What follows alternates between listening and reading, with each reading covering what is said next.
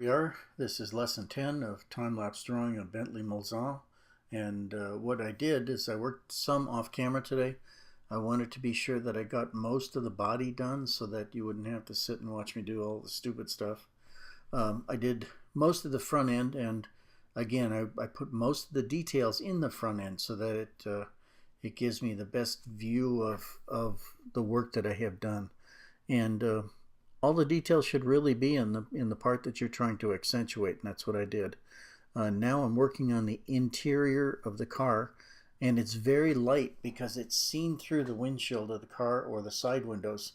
So what I'm doing here is kind of ghosting in the interior in a shadowy kind of shape.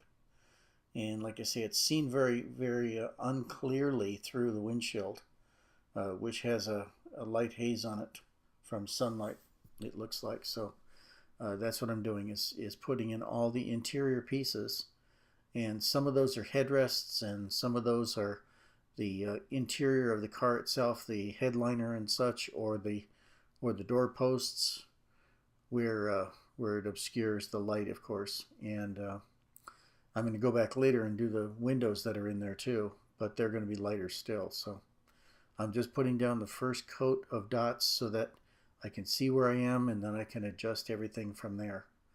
And as you can see, it's there's a lot of it, but I'm just trying to make that so that I can get it done, because I have the detail on the wheel and tire on the left rear to do, and I also have the fender well, the flare around the fender well, and that needs to be done, as well as the lower portion, the lower panel. But it's coming along very nicely. I think I'll probably finish it by lesson number 12 or 13 is my guess. After I get everything done, then I like to have one last look over of everything before I go ahead and say that it's okay. And in this case, there are going to be a lot of details that I have to make sure that I did correctly.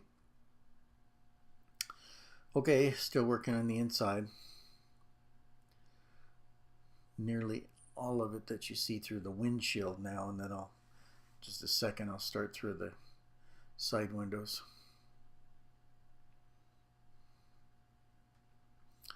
But now it's starting to look like a car. You know, it looks like it's actually there, and it's something that's physical, that it exists in space.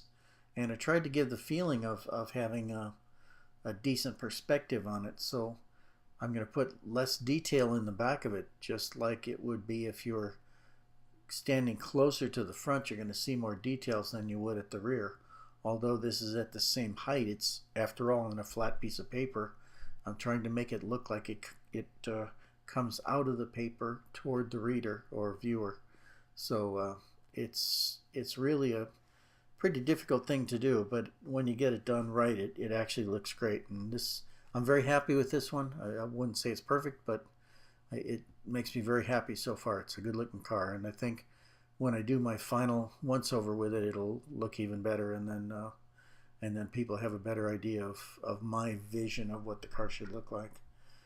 This was a photograph that I found on the web, and like I said in my first lesson on this car, is that I believe was probably for Bentley, for the company itself, as an advertising photo, because there were several photos of the same car in different poses and basically different landscape areas. So I'm thinking that it was just out for a photo shoot, and so it was the best one that I could find. It showed the best thing for me to be able to illustrate, I believe, and that's why I chose it to be the one that I wanted to use as the basis of my photo, as the basis of my drawing.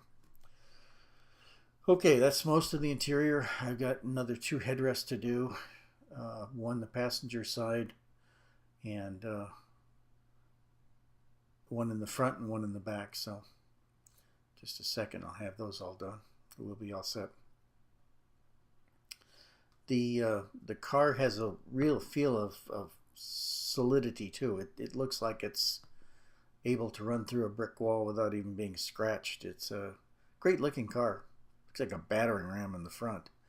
And I have those 2 grills that you see that have just cross-hatched marks in them, and or hatched marks, and I just did those with a pencil just by hand so that I could have some idea of how I'm going to make the matrix that's going to hold the dots that are the holes through the windshield or through the radiator or through the grill. Okay, getting down toward the interior now, and just getting down to the end about. But we are going great, and I'll do a lot more tomorrow, and I think you'll see a real clear vision of what this car is going to look like. See you tomorrow. Thank you very much. Bye.